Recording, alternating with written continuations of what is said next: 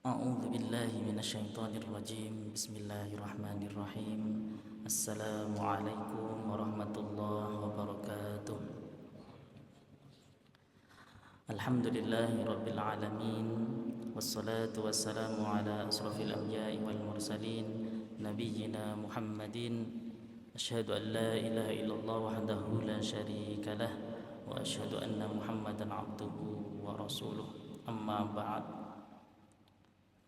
Rabbi israh li sadri wa yassir li amri wa hlul 'uqdatam min lisani yafqahu qawli.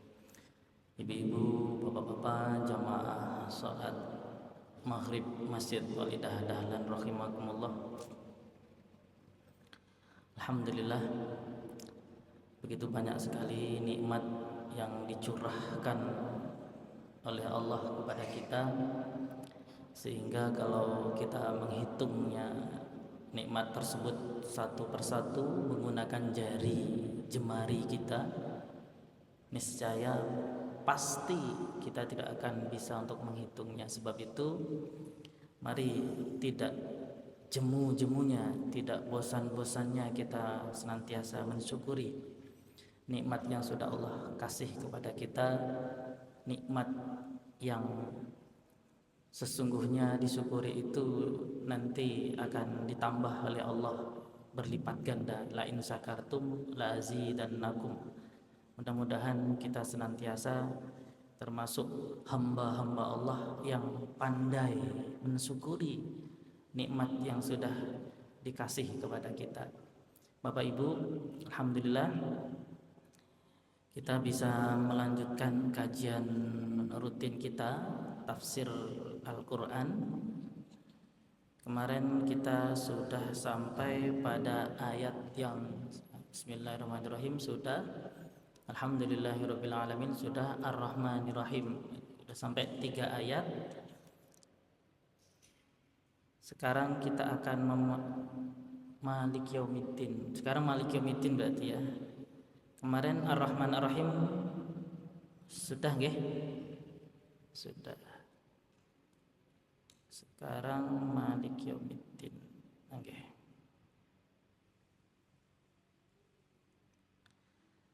Baik Bapak Ibu, supaya kita mendapatkan keberkahan dari Allah, mari kita bersama-sama membaca surat Al-Fatihah dari awal sampai akhir secara bersama-sama, dimulai dengan ta'awudz.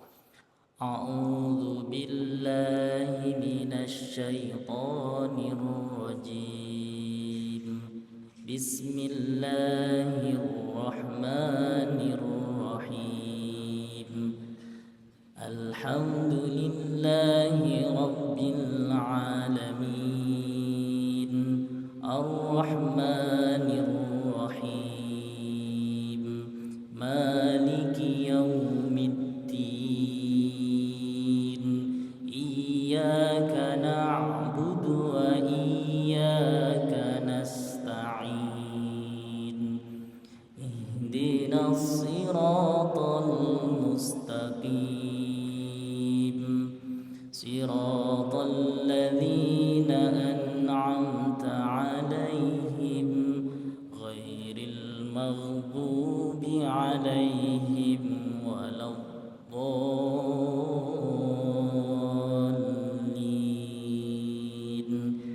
Amin. Bapak Ibu jamaah Masjid Al-Dahlan rahimakumullah, alhamdulillah saya senang sekali ini jamaahnya tambah banyak. Alhamdulillah. Berapa ini jamaahnya Mas? Alhamdulillah. Terima kasih Pak Jarir sudah rawuh, Bapak Ibin dan lain sebagainya. Semoga pengajian-pengajian berikutnya ibu-ibu PRM bisa digerakkan, Pak. Biasanya kalau pengajian tuh ibu-ibu bisa diandalkan kalau pengajian, tapi karena kajian rutin malam, kelemahannya ibu-ibu itu biasanya kalau malam sulit biasanya. Namun kalau ibu-ibu sudah digerakkan, itu di mana-mana itu pengajian itu kebanyakan yang meramaikan ibu-ibu. Kemarin saya ngisi pengajian di PRM Tirto Nirmolo itu 80% ibu-ibu. Nah, mungkin ke depan bisa diinfokan kepada ibu-ibu. Aisyah, bisa mengikuti kajian di Masjid Walidah Dahlan. Tapi alhamdulillah kemarin yang Sabtu pagi mengaji itu juga diramaikan oleh ibu-ibu. Matur nuwun ibu-ibu yang sudah rawuh. Masjid ini adalah masjid kita bersama. Walaupun secara struktur yang mengelola adalah universitas, tetapi masjid ini dibuka untuk masyarakat umum seluas-luasnya. Maka dari itu kami dari Takmir sekaligus ingin mengajak kepada jamaah sekalian, mari kita makmurkan masjid kita ini biar ramai begitu. Bapak Ibu, kita akan melanjutkan kajian tafsir rutin kita. Hari ini kita sudah menginjak di ayat yang keempat yang berbunyi Maliki Yaumiddin. Pada pertemuan sebelumnya kita membahas ayat yang ketiga, Ar-Rahman Ar-Rahim. Allah itu yang maha pengasih dan maha penyayang. Nah, sifat kasih sayang Allah ini, Ar-Rahman itu kasih sayang Allah yang di dunia, yang sifatnya hanya sementara. Sedangkan Ar-Rahim itu rahmat Allah, kasih sayang Allah yang sifatnya permanen atau abadi, yang hanya diberikan oleh Allah kepada orang-orang yang beriman nanti di akhirat. Nah, sebab itu mudah-mudahan kita bisa meneladani sifat-sifat jamaliyahnya Allah.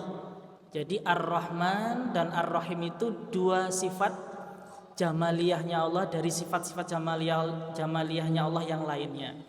Nah, ketika dalam sifat jamaliyahnya Allah, Bapak Ibu, nah ini agak sip ya, tadi agak mantul ya, mantul. Nah, tadi ketika kita menemukan sifat-sifat jamaliyahnya Allah, maka kita harus meneladaninya. Tapi ketika sifat jalaliyahnya Allah yang tentang Allah Maha Besar, Allah Maha Perkasa, Allah Maha Tegas, nah kita harus menjauhinya atau supaya kita tidak menirunya. Sedangkan sifat jamaliyah, keindahan-keindahan Allah termasuk sifat Ar-Rahman dan Ar-Rahim, itu tadi kita diupayakan untuk bisa meniru Allah, terutama dalam menerapkan sifat Ar-Rahman dan Rahim kepada sesama, kepada seluruh makhluk yang ada di dunia ini. Jadi mari Bapak Ibu menjadi muslim yang penuh rahmat dan kasih sayang kepada sesama.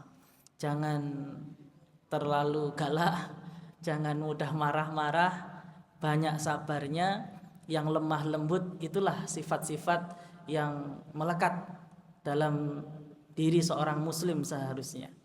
Bapak Ibu, itu review atau resum pertemuan sebelumnya. Nah, pada pertemuan ini kita sampai ayat 4, Maliki Yaumiddin. Bapak Ibu, pada lafadz ini terdiri dari tiga kata, Malik, Yaumi, dan Ad-Din. Nah, lafadz Malik ini Bapak Ibu, ini menurut ilmu ahkamul qiraah ini dapat dibaca dua cara. Yang pertama bisa dibaca dengan memendekkan mim yang depan itu, Malik. Kalau di sini bunyinya Malik, tapi dalam ilmu ahkamul qiraah ini juga bisa dibaca pendek, Maliki Yaumiddin.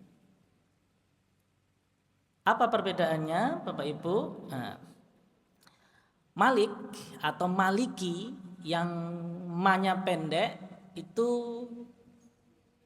berasal dari kata al-mulk, yaitu menguasai atau yang bisa dimaknai raja. Seperti misalnya lafadz Malikin Nas dalam surat An-Nas, itu ma-nya pendek, Malikin Nas, rajanya manusia. Nah, di sini Bapak Ibu, Maliki Yaumiddin juga bisa boleh dibaca ma-nya pendek. Maka ada beberapa imam ketika membaca lafadz ayat yang keempat ini ma-nya bisa pendek, Maliki Yaumiddin. Ada juga yang baca Maliki Yaumiddin. Nah, Bapak Ibu, kenapa, apa sih maksud kalau dibaca Malik Manya Pendek itu artinya yang menguasai? Jadi atau artinya raja, karena raja itu memiliki wewenang, memiliki kekuasaan.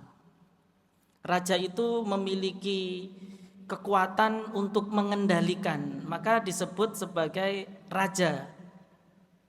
Tetapi di sini yang dimaksud raja adalah raja di raja. Siapa itu? Allah Subhanahu wa ta'ala.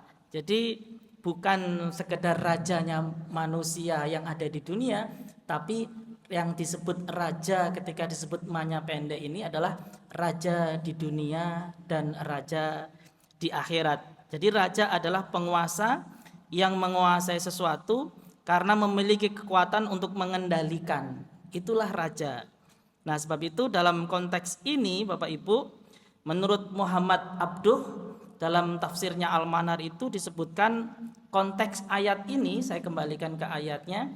Di sini Allah adalah rajanya manusia pada hari pembalasan. Kenapa konteksnya manusia?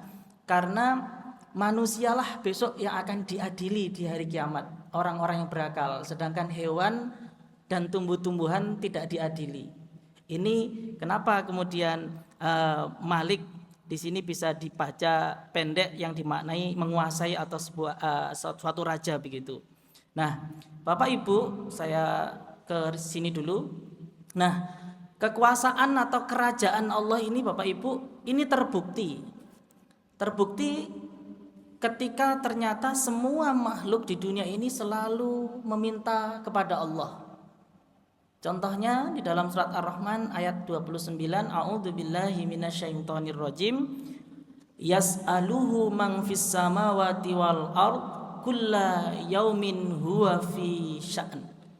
Semua yang ada di langit dan di bumi selalu meminta kepadanya, setiap waktu dia dalam kesibukan. Yang dimaksud dalam kesibukan itu karena Allah senantiasa dalam keadaan menciptakan, Allah selalu menghidupkan, Allah selalu mematikan, dan Allah selalu memelihara dan selalu memberi rizki kepada makhluk-makhluk yang diciptakan. Maka ini membuktikan bahwa Allah itu betul-betul raja di raja, rajanya manusia. Nah, ketika di dunia Bapak Ibu banyak manusia yang mengingkari kerajaan Allah. Tetapi nanti di akhirat manusia akan mengakuinya bahwa Allah itu betul-betul raja di raja. Contohnya misalnya di dalam surat An-Nazi'at ayat yang ke-8, hati manusia qulubu yauma idzi wajifah. Hati manusia pada hari itu merasa sangat takut. Takut kenapa?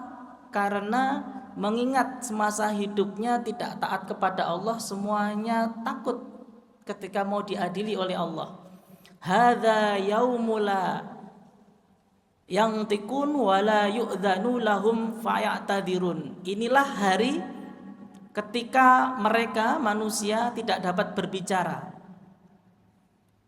tanpa diizinkan oleh Allah. Nah, ini besok di akhirat semua akan mengakui kekuasaan Allah. Nah, ketika hidup di dunia Bapak Ibu, manusia banyak yang mengingkari kekuasaan Allah. Bahkan banyak di dunia ini manusia-manusia yang mengaku raja, tetapi dalam konteks nanti di akhirat, nanti hanya Allah lah rajanya. Nah, sebab itu Bapak Ibu, nah di sini ada pertanyaan penting Bapak Ibu. Nah, sebelum ke slide berikutnya, mengapa Allah dalam ayat ini disifati Maliki Yaumiddin? Baik manya panjang atau manya pendek. Manya pendek tadi adalah raja. Kenapa? Karena raja atau yang menguasai hari pembalasan itu hanya Allah. Pada saat itu Bapak Ibu, tidak ada seorang pun yang bisa menguasai. Yang dulu orang-orang di dunia mengaku sebagai penguasa, yang dulu ketika di dunia mereka orang-orang itu mengaku sebagai raja, nah nanti di hari kiamat mereka sudah tidak bisa berkutik. Sebab itu di sini Allah dalam surat Al-Fatihah ini mensifati dirinya sebagai Maliki Yaumiddin, rajanya atau yang menguasai hari pembalasan. Nah, itu Bapak Ibu terkait dengan Malik yang dibaca manya pendek. Nah, sekarang kembali lagi ya ini. Nah, yang kedua, manya bisa dibaca panjang. Malik berasal dari kata al-milk, yang memiliki. Yang memiliki, dalam hal ini di surat Al-Fatihah itu dibaca panjang, yang memiliki hari pembalasan.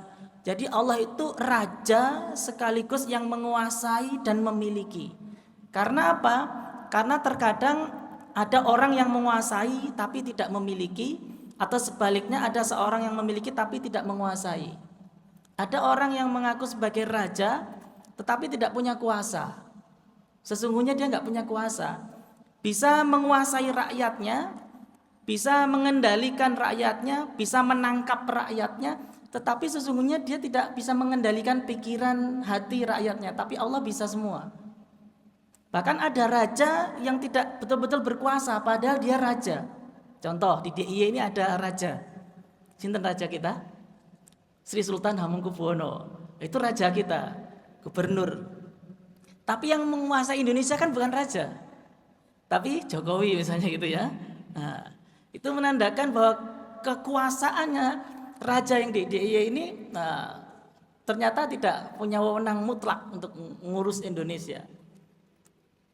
Apalagi sampai menguasai hati dan pikiran rakyat yang dipimpinnya. Nah, sedangkan Allah itu bisa menguasai bukan hanya manusianya, tapi bahkan bisa kapan Allah punya penghendak mencabut nyawanya, segala macam. Bahkan kita tidak punya kuasa absolut pada diri kita sendiri, Bapak Ibu. Coba Bapak Ibu bisa nggak mengendalikan diri kita sepenuhnya? Kadang kita marah tidak bisa kita kendalikan kan? Ini buktikan bahwa kita itu nggak punya kuasa kepada diri kita sendiri. Kadang mata kita ini suruh menunduk ketika ada maksiat aja kita nggak berdaya. Telinga kita, lisan kita, hati dan pikiran kita ini yang paling sulit kita kendalikan, Bapak Ibu. Paling cepat pikiran kita itu buruk sangka. Paling cepat hati kita itu menilai orang lain cepat sekali. Giliran menilai diri sendiri sulit. Mencari-cari kesalahan orang lain pinternya luar biasa dan cepat. Tapi ketika mencari-cari kesalahannya dirinya sendiri nggak ketemu-ketemu. Saya sempurna ya, nggak ada salahnya ya, bahaya kalau sampai ke situ. Nah, itu membuktikan bahwa kita itu nggak punya kuasa absolut pada diri kita sendiri, apalagi kepada orang lain. Nah, ini membuktikan bahwa Allah sebagai pemilik ini betul-betul kualitas kepemilikannya tidak sebanding atau tidak setara dengan manusia yang mengaku sebagai raja-raja itu, Bapak Ibu. Nah, ini pada lafadz Malik atau Malik. Jadi Malik bisa dibaca pendek yang artinya raja yang menguasai, mengendalikan, tapi bisa dibaca Malik yang betul-betul memiliki. Nah, itu untuk kata Malik. Kemudian Bapak Ibu, untuk Yaumiddin ini ada dua kata. Yang pertama yaum, hari. Ini dalam ilmu nahwu bahasa Arab, nahwu shorof, ini menunjukkan sesuatu yang subjektif, waktu yang tidak bisa diukur.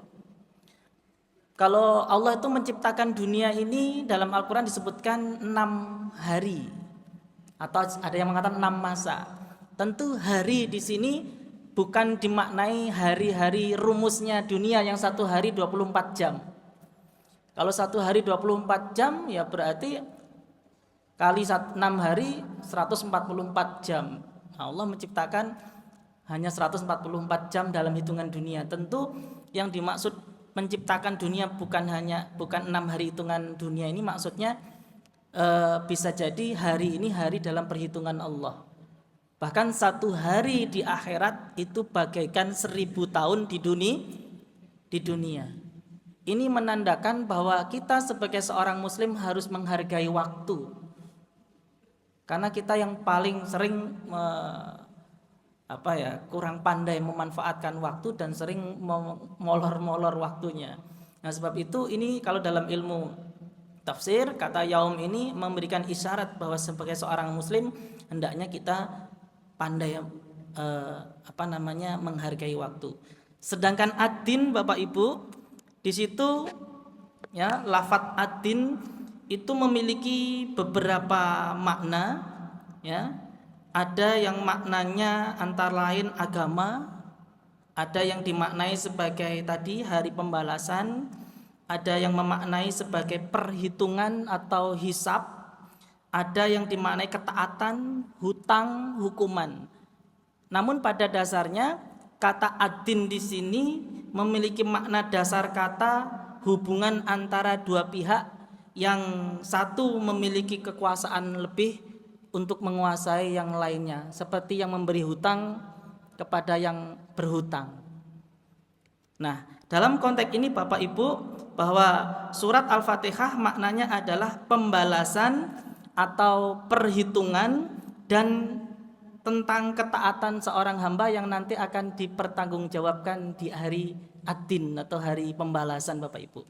Nah, itu tafsir dari ayat yang keempat, Maliki Yaumiddin. Nah, sekarang Bapak Ibu, kesimpulannya apa dari ayat yang keempat ini? Yang pertama Bapak Ibu, masih ada waktu nggih? Yang pertama, ayat ini mengajak kita untuk memperhatikan salah satu prinsip Islam, yaitu prinsip keimanan pada hari pembalasan. Ini tentang tauhid Bapak Ibu. Bahkan iman kepada hari akhir atau hari kiamat ini termasuk rukun iman yang tidak boleh diingkari. Kenapa? Karena semua prinsip yang terkait dengan hari pembalasan ini tidak dikenal oleh masyarakat jahiliyah, bahkan diingkari oleh masyarakat jahiliyah dan cenderung diabaikan oleh orang-orang modern saat ini. Nah, ayat ini kalau kita maknai, kalau kita hayati, seolah-olah mengajak kepada kita untuk terus mengingat bahwa hidup di dunia ini tidak selamanya. Tidak ada kematian yang abadi, justru yang ada itu kehidupan yang abadi, yaitu kehidupan setelah kematian. Nah, orang-orang jahiliyah atau orang-orang modern yang banyak mengabaikan terhadap hari pembalasan ini meyakini bahwa kehidupan setelah kematian itu tidak ada atau cenderung tidak percaya. Nah, sebab itu penting sekali menghadirkan iman kepada hari akhir ini. Kemudian iman hari akhir ini adalah prinsip dasar dari segala bentuk perbaikan moral, baik itu moral dalam pengertian yang pribadi maupun moral sosial. Dengan kita mengimani setiap iman kepada Allah dan lain sebagainya, terutama hari akhir ini, maka ini bisa menjadi dasar kita untuk berbuat yang lebih positif, karena kita selalu yakin semua yang kita lakukan, baik itu kecil maupun besar, pasti akan dimintai pertanggungjawabannya di hadapan Allah. Famay ya'mal mithqala dzarratin khairan yarah wa may ya'mal mithqala dzarratin syarran yarah. Betul nggih? Nah, bahwa sekecil apapun baik itu perbuatan baik atau buruk pasti akan dimintai pertanggungjawabannya kelak di hadapan Allah. Nah, tentu keyakinan ini bisa hadir ketika kita yakin kalau hari pembalasan, hari kiamat itu ada. Kalau itu kita yakini, maka setiap hidup kita setiap detik, setiap saat tidak akan disia-siakan Bapak Ibu. Karena nanti saya akan mati, nanti saya akan dihidupkan lagi, dan nanti saya akan dimintai pertanggungjawabannya. Dan inilah yang harus menjadi pribadi orang yang beriman, salah satunya mengimani hari pembalasan. Kemudian Bapak Ibu, iman hari kiamat juga dapat memberi optimisme kepada mereka yang selama di dunia tidak mendapatkan keadilan atau tertindas.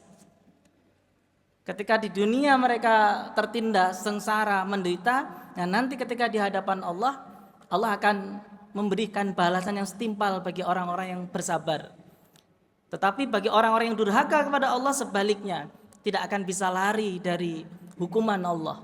Nah, keyakinan ini bisa menumbuhkan sikap optimisme bagi yang hidupnya di dunia menderita terus. Nah, ini hebatnya begitu agama. Nah, bagi orang yang jumawa ya nanti akan ada balasannya. Nah, Bapak Ibu, terakhir sebelum tanya jawab, ada beberapa catatan penting terkait dengan ayat yang keempat ini. Di antaranya, manusia bisa saja mengelak tidak patuh kepada Allah, namun pada akhirnya tetap tidak bisa lari. Ketika kita meyakini kiamat akan datang, kita tidak akan bisa lari. Dan nanti semuanya akan dituntut oleh Allah. Kedua, sebab itu untuk menjadi baik tidak harus menunggu kita mendapatkan sesuatu yang sulit kemudian kita tobat ya, ketika kita mendapatkan permasalahan kemudian kita menyesal. Tetapi untuk menjadi orang yang baik ya harus bertekad mumpung nyawa masih ada, karena kadang kita itu terjebak seolah-olah maut itu kaitannya dengan orang yang sakit saja atau yang tua saja.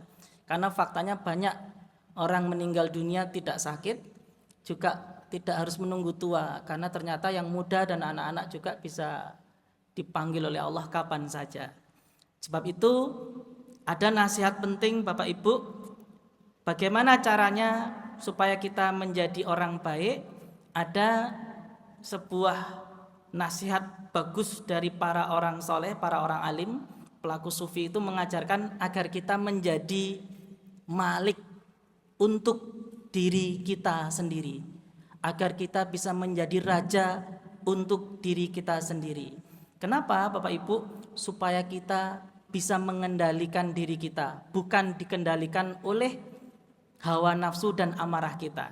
Nah, sebab itu Bapak Ibu, mengenai malik yang ada pada diri kita, raja sejati yang ada pada diri kita ini, ada kisah yang bisa kita petik sebagai penutup sebelum tanya jawab. Ini kisah ini dari Imam Ghazali.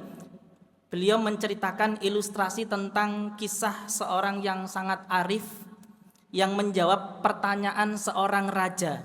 Nah, ini saya bacakan ini dalam kitabnya. Beliau mengatakan ada seorang raja yang sangat berkuasa dan mohon maaf, sangat jumawa. Si raja ini berkata kepada orang yang arif, "Mintalah kepadaku apa yang kamu butuhkan. Nanti semua pasti akan aku berikan," kata sang raja tersebut. Kemudian sang arif ini menjawab dengan bijak, "Begitukah cara Anda berbicara kepadaku?" kata orang yang arif tadi. "Padahal aku memiliki 2 abdi yang menjadi tuan Anda." 2 abdi itu 2 hamba. Aku punya 2 hamba yang menjadi atasanmu, wahai raja.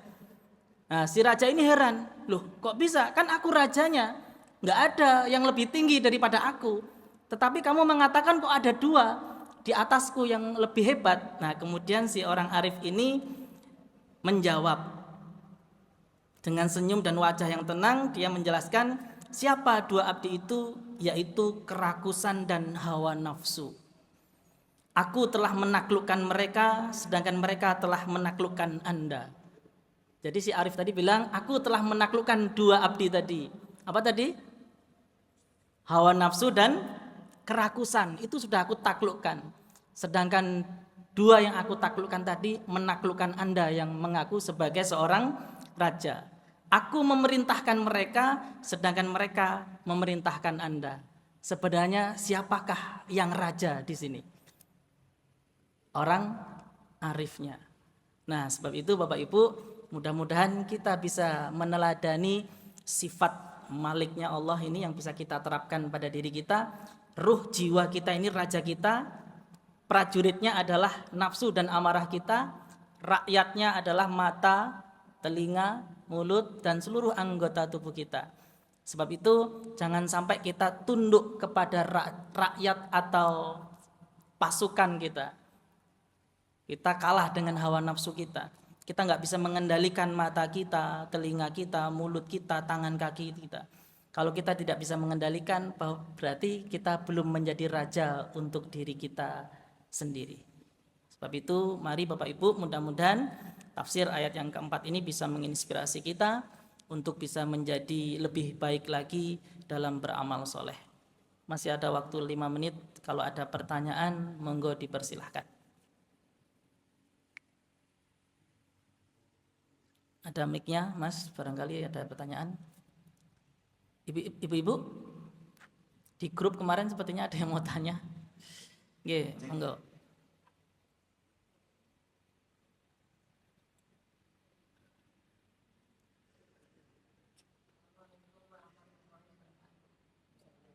Assalamualaikum warahmatullahi wabarakatuh. Nggih, Ibu, monggo.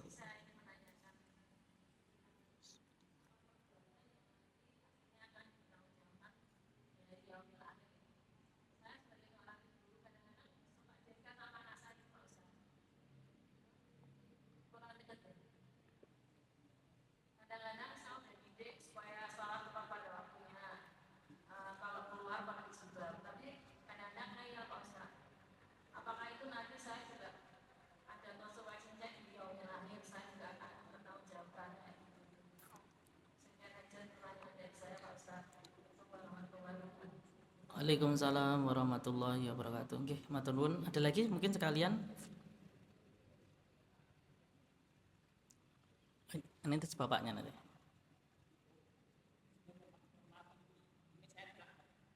Nggih.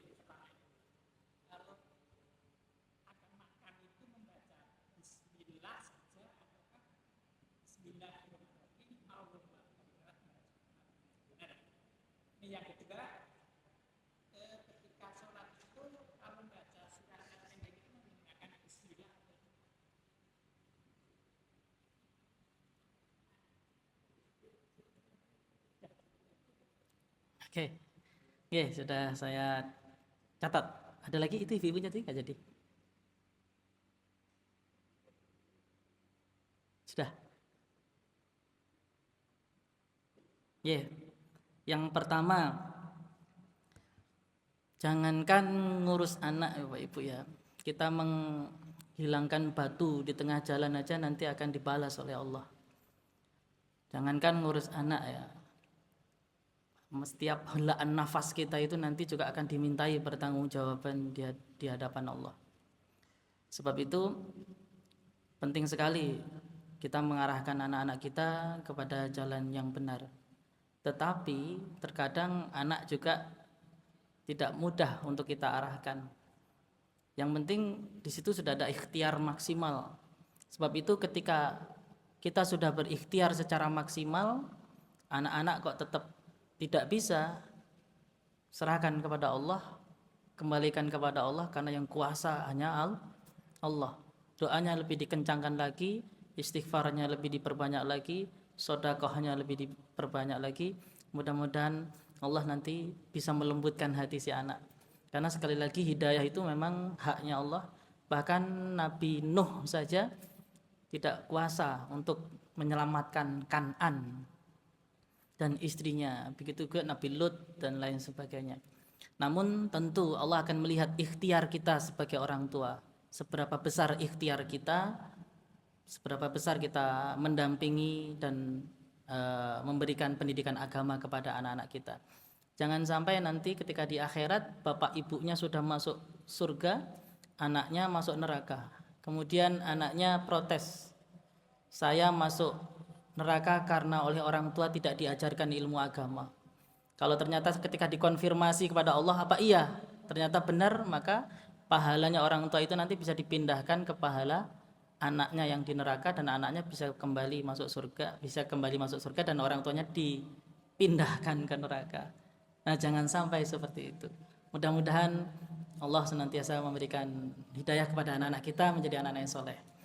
Oke, sebentar, masih ada waktu. Yang bapaknya tadi membaca basmalah atau bismillahirrahmanirrahim atau seperti apa? Ya, basmalah atau bismillah itu sebutan untuk bismillahirrahmanirrahim. tentu yang dibaca adalah Bismillahirrahmanirrahim. Bisa menggunakan Bismillahirrahmanirrahim, Allahumma barik lana fima razaqtana wa qina adzabannar, atau juga Bismillahi wal awwalu wal akhiru, itu juga bisa. Ya, monggo.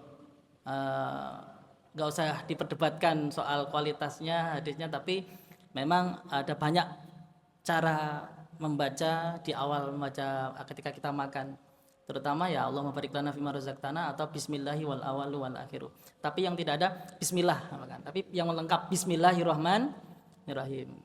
Begitu, Pak. Manten nggih? Nggih, wallahu alam bisawab, mudah-mudahan menjawab.